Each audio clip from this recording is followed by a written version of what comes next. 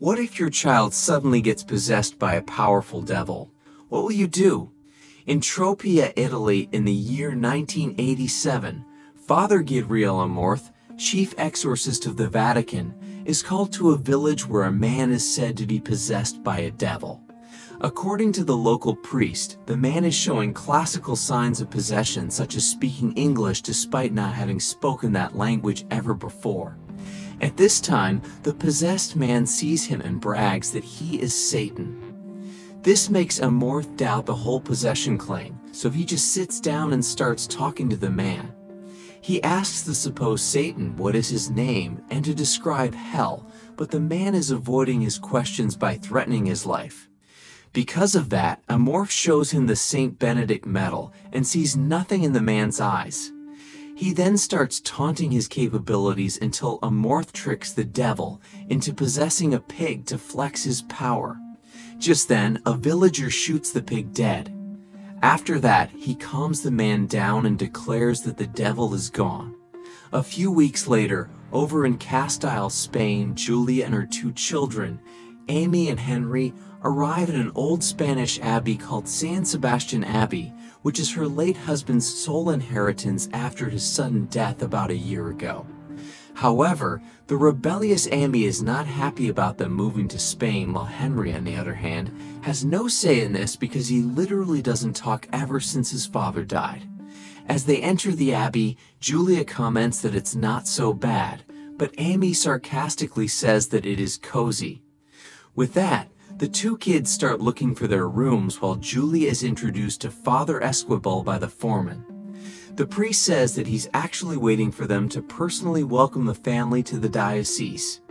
In turn, Julia thanks him and assures him that they are being careful in preserving the original structure of the abbey with respect both to his husband's family name and the church. Shortly after, Amy is brushing her teeth when she hears somebody knocking. At first, she doesn't mind it, but it happens again, so she tells her brother to stop it and leave her room. Yet, there goes the knocking again, so Amy finally knocks back. Strangely, Henry is already walking around the house when it happens, so it isn't him that knocked the third time. Speaking of whom, the boy reaches the basement and starts hearing creepy noises. Then, his attention turns to a hole in the wall where he sees what seems to be a seal that is starting to crack. Upstairs, Julia is looking for Henry, so she asks Amy, but she's still upset with her. At this time, Julia explains that they're currently broke and that the abbey is their only property left. Yet, she promises that once the reconstruction of the abbey is finished, they will sell it and they will go back to America. Until then, Julia asks for Amy's help with her younger brother, especially in trying to make him talk. Meanwhile, in Rome, Italy, Amorth gets in trouble for what he did a month ago back in Tropea. Facing the church tribunal, Cardinal Sullivan is not happy with Amorth's action, which happened to not have any permission from his superior. Just then, Amorth reveals that what he did back then wasn't an exorcism because the man was not possessed at all, but is actually mentally ill. According to him, most of the people asking for his help, who are claiming that they are being possessed, are mentally disturbed. So instead of acting as an exorcist, he is rather being a priest and talks to these people until they get their heads straight enough for him to recommend them to specialists.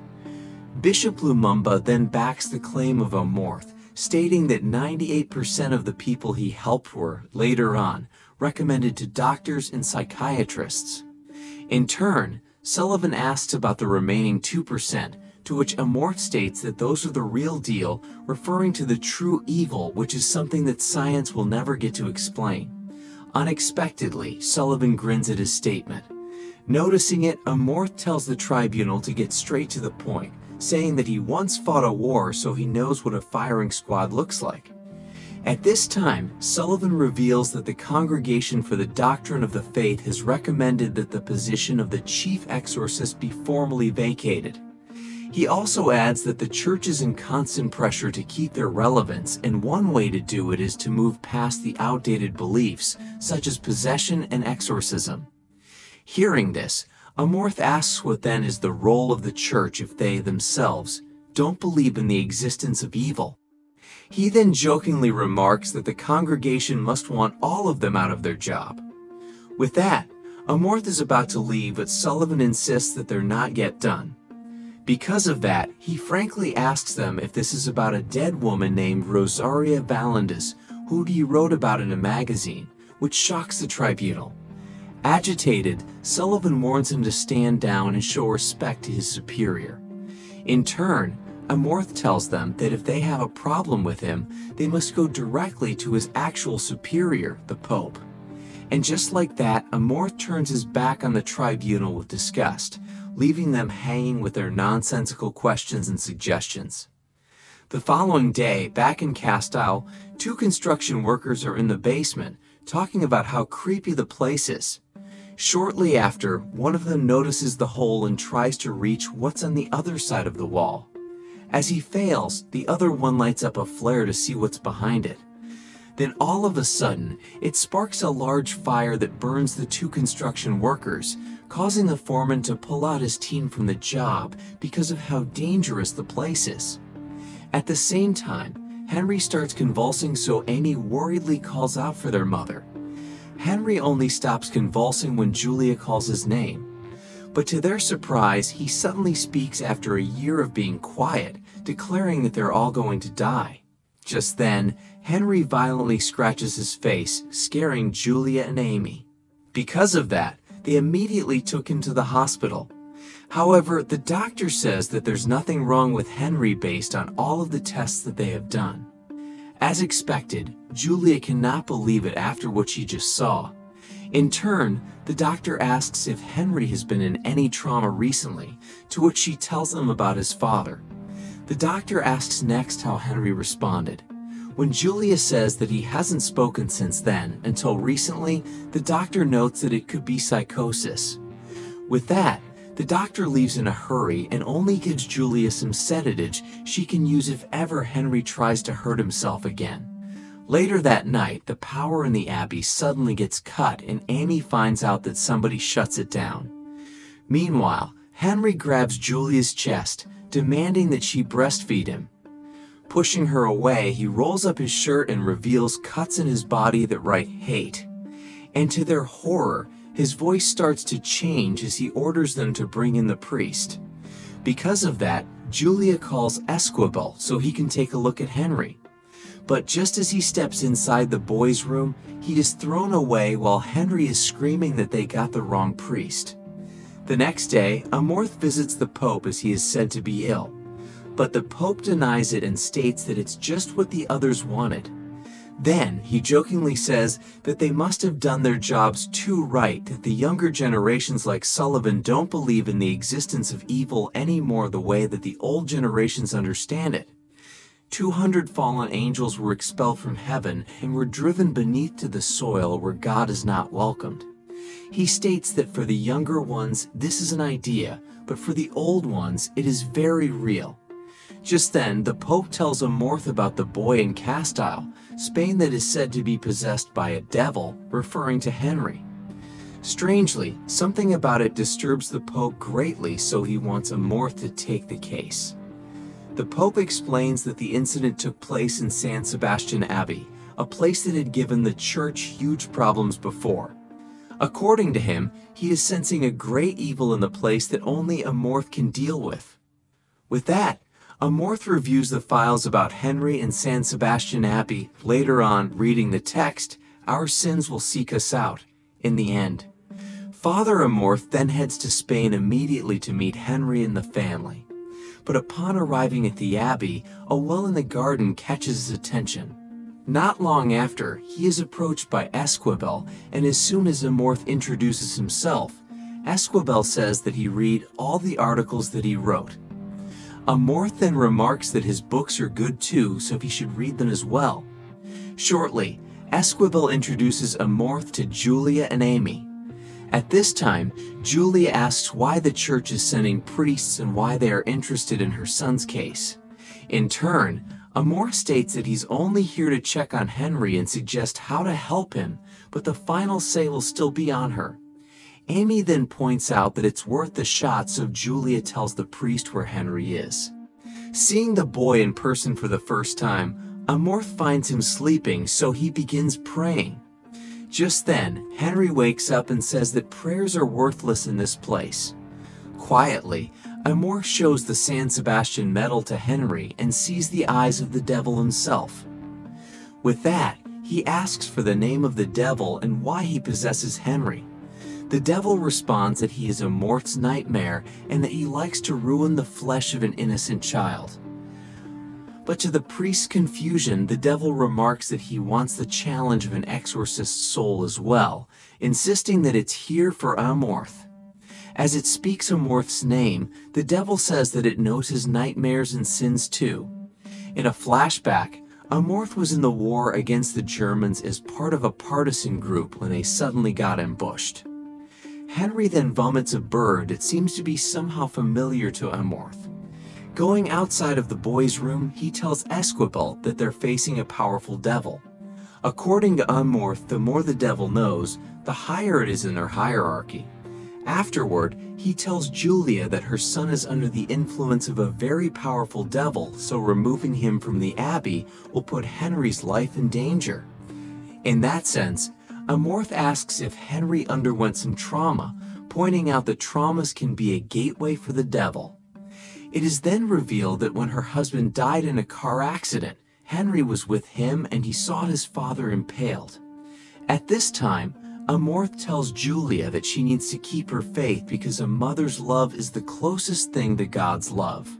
Meanwhile, Amy hears the knocking sound again, so he goes to check on Henry. But to her horror, her brother creepily says that he's in hell, causing her to run back to her room. Suddenly, the phone rings and things get creepier as she hears her father talking on the other line, saying that they're all going to die. Freaked out, Amy runs to her mom and tells her what her father said. Hearing this, Amorth states that they should get some rest while he and Esquibel deal with the devil. Shortly, Amorth tells Esquibel that Henry won't last long with the devil in his body, so they need to figure out its name so they can finally exorcise it. But before going in, Esquibel confesses his sins to Amorth first, saying that it's been 8 months since his last confession. With that, the two priests go inside the room to make the devil admit its name. However, while they're praying, the power suddenly shuts off and Amorth sees Rosaria in front of him, threatening that his sins will seek him out. In turn, Amorth declares that his sins were already forgiven by the Lord, but Rosaria points out that he's the one who cannot forgive himself.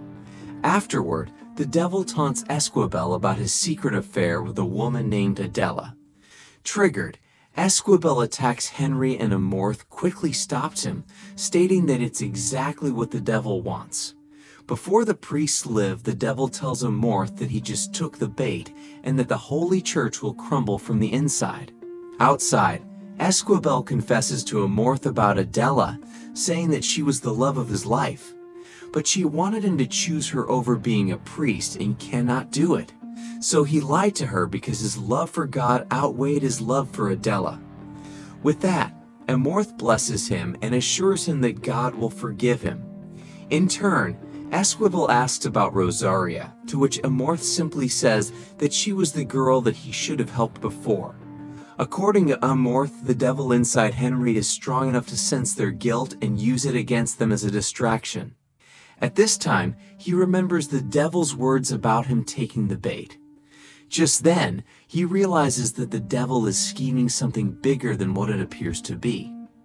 With that, he orders Esquibel to stay outside Henry's room while he goes to check the well in the garden. There, Amorth is shocked upon seeing the seal of the Vatican on the lid of the well. Opening it, he discovers that the well is built with several corpses with a gas deposit and another seal at the bottom. Meanwhile, inside the abbey, Esquibel, Julia, and Amy are all attacked by the devil. When Amorth comes back, he finds Esquibel bleeding from Henry's bite. Then, they hear the women screaming, so Amorth helps Julia while Esquibel rescues Amy. Afterward, they take the ladies into the chapel where they can rest easily. Shortly, Amorth goes back to the well with Esquibel to show him what he found. And to his surprise, there is the seal of the Spanish Inquisition, which is the darkest time in the history of the church. As it turns out, the corpse is on the well of the people who refuse to be converted. With that, Amorth believes that there's still more hidden beneath them, so they go to the basement where they find the hole in the wall. There, another Vatican seal is embedded, the one that Henry saw before. The two priests force it open, and it leads them to a catacomb where the corpse of the last cardinal protector is caged in the middle. Amorth then reveals that the cage is not his prison, but is actually protecting him from the devil that he was trying to exorcise. Going further, Amorth searches the corpse for a key, and they manage to open a locked gate, leading to what seems to be a throne room. While all of this is happening, the Pope finally figures out what devil Amorth is dealing with, causing him to have a hard time breathing and be taken to the hospital. At the same time, Julia wakes up and finds that Amy is missing. Preparing for the worst, she takes the sedatives and heads to Henry's room, where she discovers that the devil is controlling Amy as well.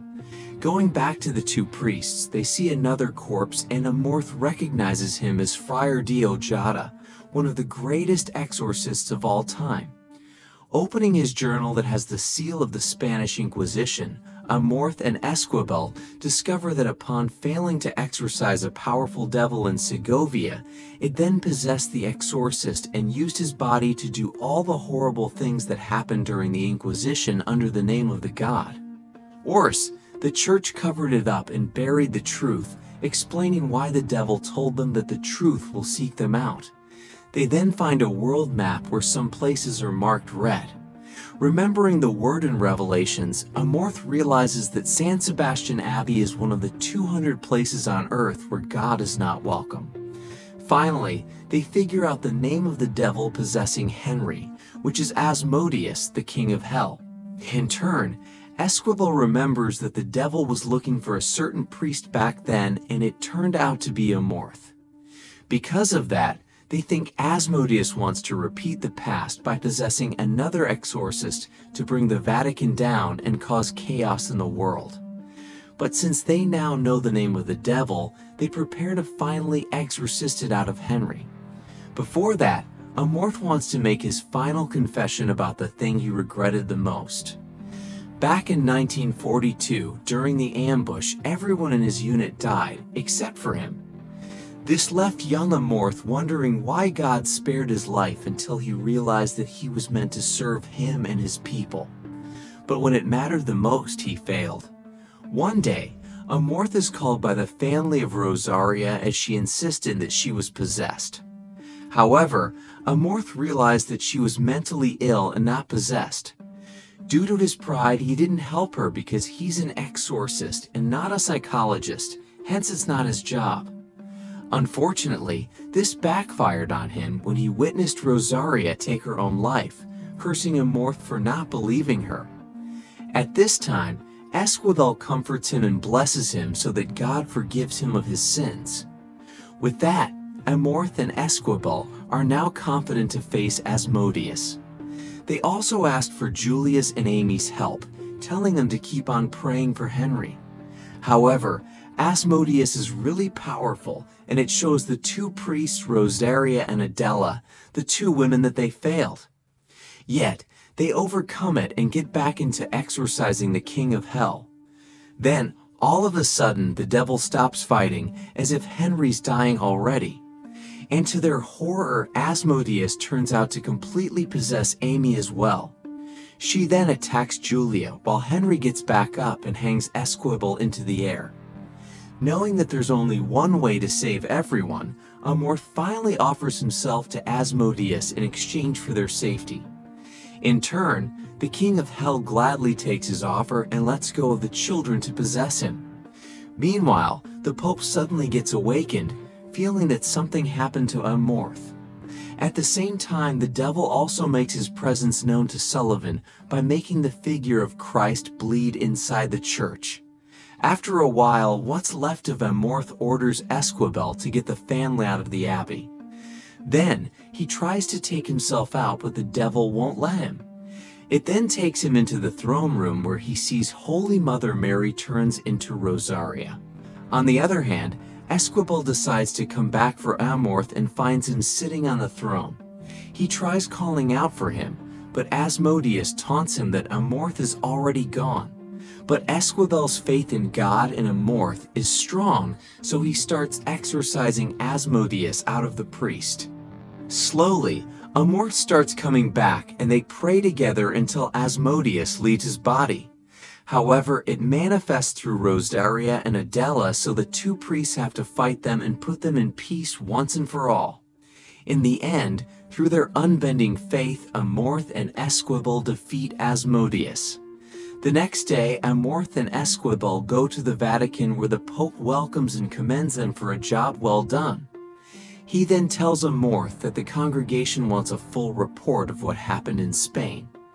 Hearing this, Amorth remarks that Sullivan will just say that he's imagining things. But the Pope states that Sullivan is taking a sabbatical journey in Guam, so he doesn't have to worry about the congregation. In addition to that, Bishop Lumumba takes his place, so he will surely support Amorth in every way. The movie ends with Lumumba taking them to special church archives where they have been studying and finding the 199 other unholy places where God is not welcome, assigning Amorth and Esquibel to exorcise them. The Pope's exorcist has brilliantly incorporated classic exorcism tropes and historical events such as the Spanish Inquisition. In fact, the movie used it very well to make a really good plot, separating this movie from other exorcism movies. Overall, The Pope's Exorcist is pretty good and fun to watch, which is also friendly to those who want to watch a horror film but hate jump scares.